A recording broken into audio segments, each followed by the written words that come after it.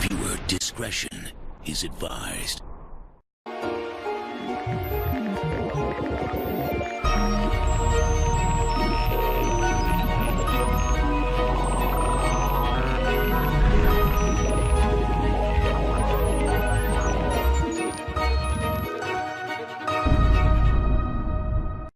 And here's the other thing that I got to compliment Austin on. When you started it, I felt you were wanting to do it again just a second. But when you started it, you were, weren't you?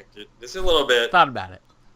Okay, so whenever you did start it, I think he handled it really well. Yes, and that shows that he's a true fan because he knows that is a idiosyncrasy of our channel. Yeah. So. Yeah, he did a good job. He loves the inside jokes and everything, and he loves watching. And he loves... Hello, everyone, and welcome back to another episode of 3 Geeks Flix. Joining me, as always, is the muse, Justin Kyle. Say hello, everyone, Justin. Hello, everyone. Yes, and of course, I am the Tech Mitchell Wright. We're back together again, and we've got another trailer to talk about, ladies and gentlemen. For a while, we've been teased by Mr. Ryan Reynolds himself. Some Deadpool poster images and stuff like that, and things from the set and all this other stuff. But we finally get the big trailer 1, and we got to talk about it.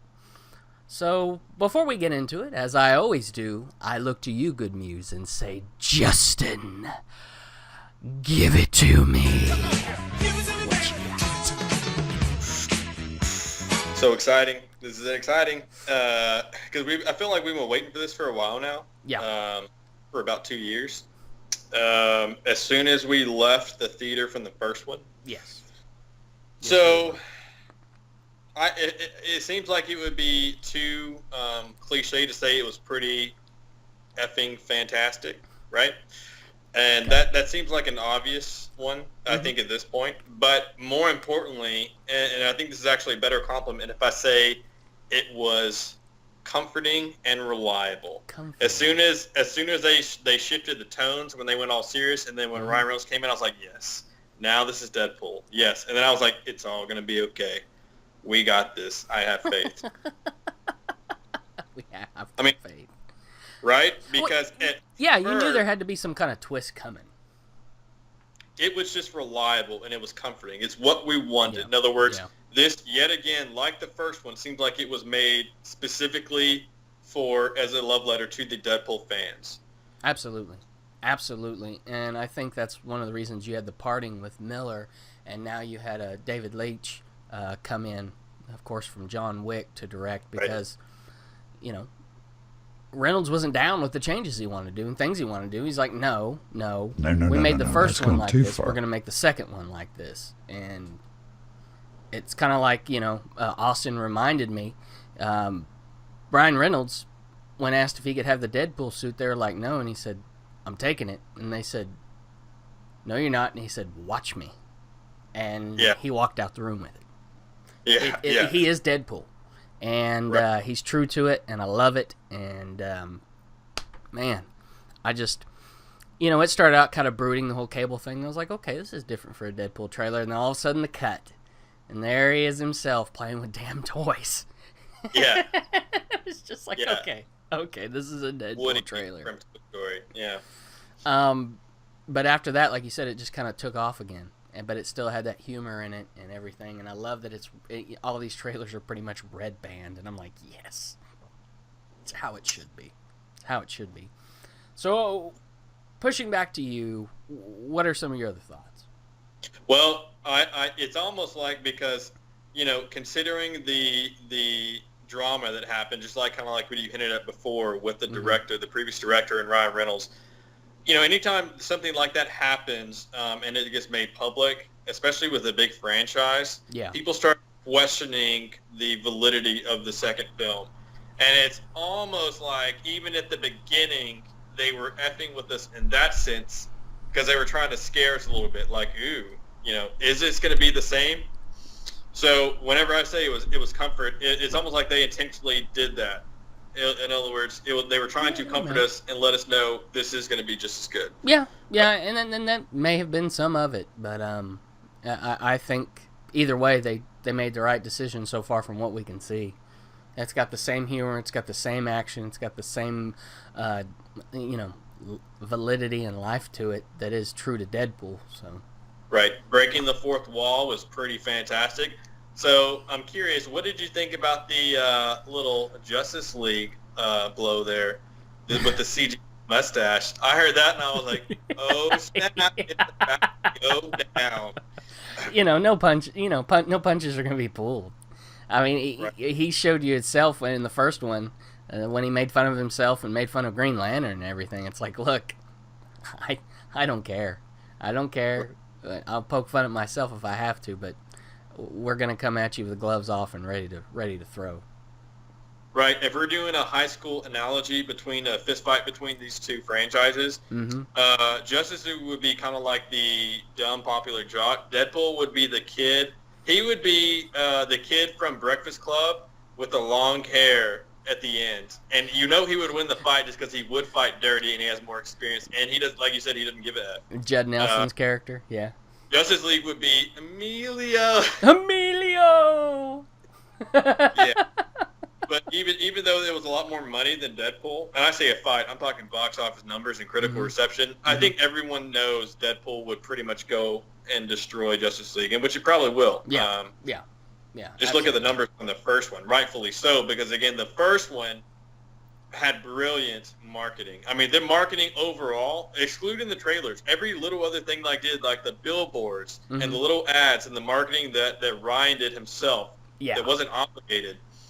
I'm really excited, and if they keep going that route, they're going to make the lead up to it just as great as the movie itself, which, as we talked about before, could be a game changer. Absolutely. So, forgetting the trailers, everyone loves trailers for the most part, but all the other little stuff, I mean, it could be a game changer marketing-wise, like the first one. And May is a very full month of movies. A lot of movies in May, man.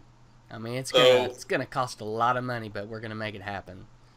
Well, they are coming out between two major films in May. I think they're coming out the weekend, but after Infinity War, but before Jurassic World 2, which I gotta admit, that could that's ballsy hands down, but that could hurt them. Yeah. Because absolutely. I mean, you've got Infinity War, Deadpool, then you've got Jurassic World 2, and you've got the Solo movie. That's 4 movies. That's 1 month, folks. 1 month. Boom, boom, boom, and I'm breaking crap in here. Our heads are going to explode. How are we going to handle all that awesomeness? We're going to have a lot of work on our hands. That's all I can tell you. Well, I say this. I respect it. Would I necessarily make that move? Probably not, just because I respect the hell out of those other franchises. I mean, regardless of what you thought about The Lost World, it made some coin. It made some bank for sure. And I liked it personally. I felt like a little kid. When it comes to the weekend afterwards, you're messing with the Godfather franchise. Let's be honest. Yes. And I don't care who you are, you're not going to probably take on a Avengers movie, especially this one with Thanos that they've been leading up to for 10 years, lightly. Yeah. That's like... Yeah. And Brolin being a piece of both of them, so it's like, that's just money in his pocket. He's loving it, man. What are you talking about? What a smart move on his part. He's a smart guy, dude. He is just sitting back, just like, yeah. He's the true, if you think about it, he's the true original gangster of this. I mean, right? OG, baby. The one everybody wants to see in both movies. And it's awesome because he seems so far perfect for Cable. Physically, his mannerisms, his seriousness, and his acting ability. I mean, the guy's got some chops. Yeah. No Country for Old Men, Oscar nominated. I mean, he's got some acting, and he also seems pretty fitting for Thanos, too. We don't know how Cable's going to be portrayed. Obviously, we haven't seen the film. We know a little bit more of the idea of what Thanos is going to be like over their Cable, because I am curious, are they going to is it going to be like such a juxtaposition between Cable and Deadpool that they're just like, with Cable, he's going to be so serious and that makes it more funny, or is he actually going to be sarcastic and make jokes, too? It's interesting. I don't know.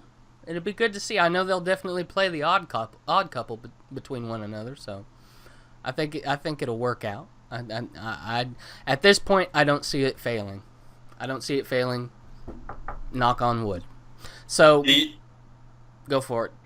Well, I was going to say the only thing that I could see it maybe not being as cool as we think is if they try to make by making him too serious, because I don't think they're going to do this, but it's just something I was thinking just in that opening of the trailer. Mm-hmm. And I hope they don't try to make him too serious in his presentation. In other words, it's going to be too polarizing as far as the tone goes throughout the film. Nah, I think they'll play that well.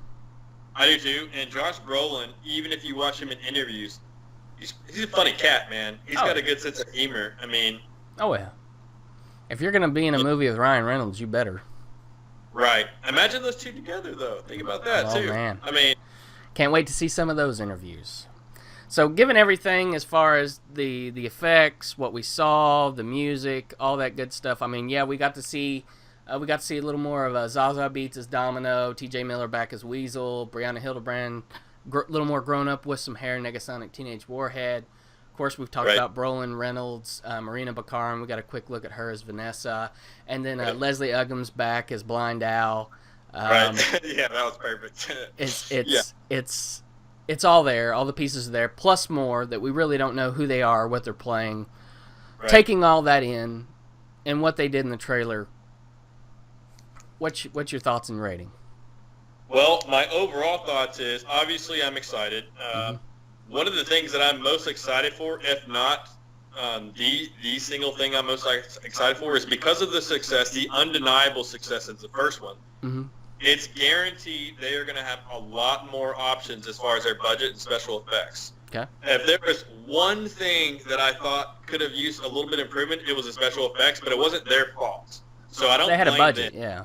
They did have a budget, a serious budget when compared to other big blockbuster superhero movies. And I understand that from the studio's perspective because it was a risk. It was very risky. But now, it's no holds barred. We know it works as a proven formula, so imagine what they're going to do. And that showed in the trailer. The futuristic scenes looked awesome. It was straight out of Days of Future Past almost, Terminator. So yeah. That's what I'm most excited for, among every other thing. As far as my overall rating, for what they were going for, man, it's almost undeniably a 10, just for me. I don't know if it's a 10 quite, though. I know I would, because it's not like... You're trying to be objective, and I love it. Well, I'm conflicted about this, because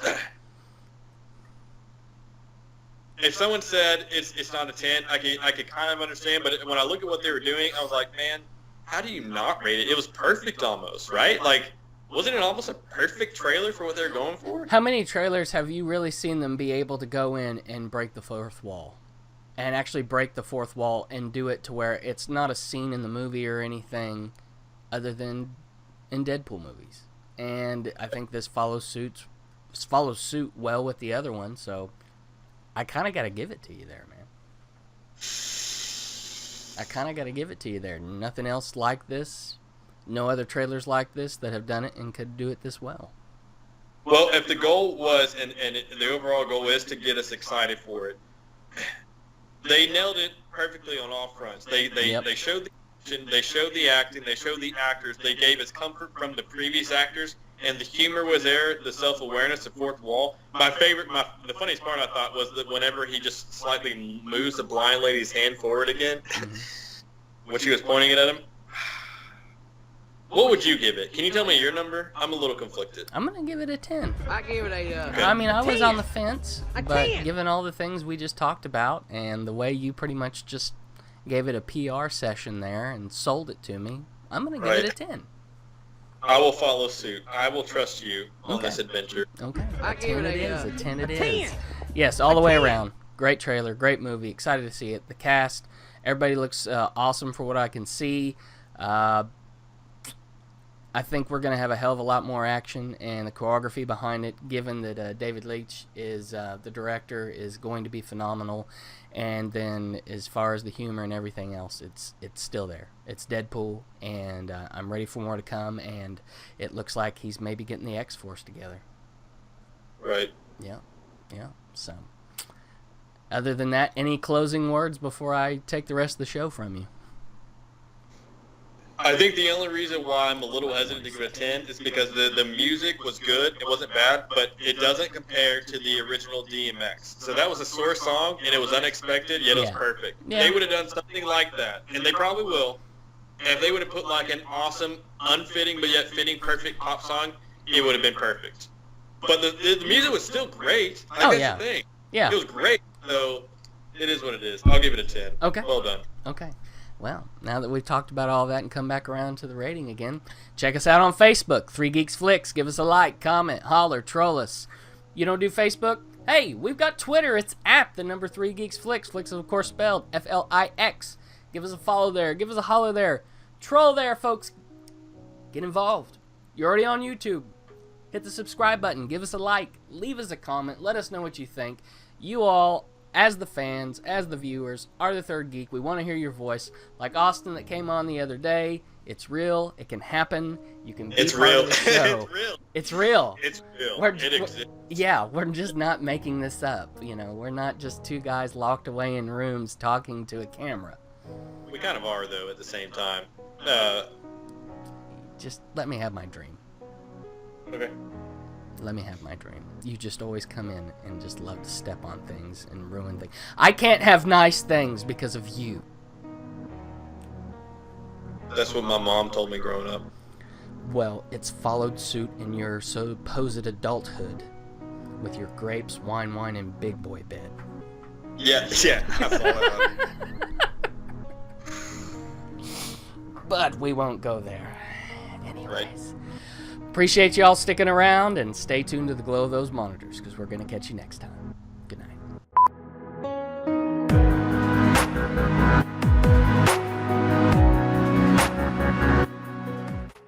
You tell him that I said, good job. Damn mess. You can tell him I said this, but don't put this in the video. That was probably the best premiere guest performance we've had, honestly. Just a mess. Oh. But yeah, Marina Baccarin, her character was Vanessa. Gosh. I would marry her. You would let her ruin you. I would marry her. I would marry her and probably one other actress, which... Jamie, Chastain? Jessica Chastain? Yeah. I knew that was going. I knew that was coming. I'd have, dude, save or kill those two. I'd just be like, can I just kill myself? But no, so you were pleased with the show. Yeah, y'all did really good. All joking aside, y'all. I mean, he was great. You were fine. You were about like you average. I mean, you were average. You know, and that's what we've come to expect from you. No real initiative. You know, but he was fantastic. No real. You initiative. were good. You were good. Yeah. Yeah, y'all were good. Both of you guys were good. I expect that from you, though, so I shouldn't have to compliment you.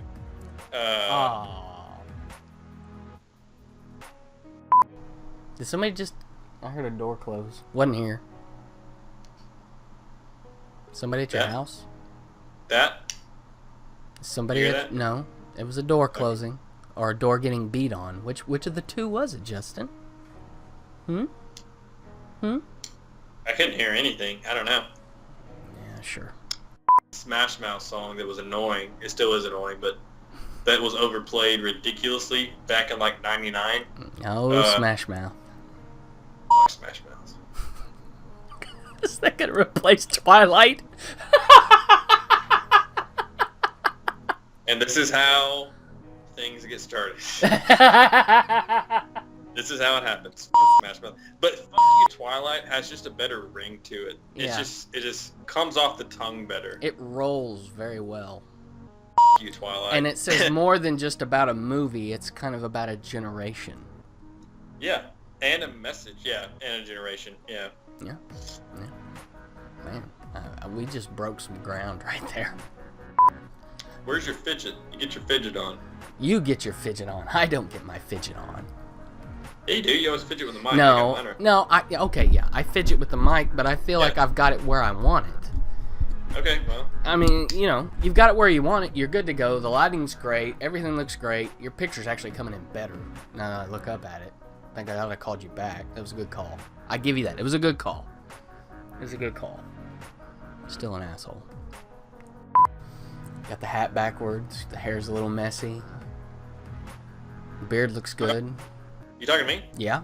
No, I'm talking to myself. I'm not wearing a hat. And you have no hair, and it doesn't look good. You, Twilight. It only doesn't look good because you don't have any. And you only don't have any because you're getting really old. I'm a little... Okay, here's the thing. You and Austin have a credit after last night. I owe you guys. I owe you. And I owe him. Austin, I hope you like sandwiches.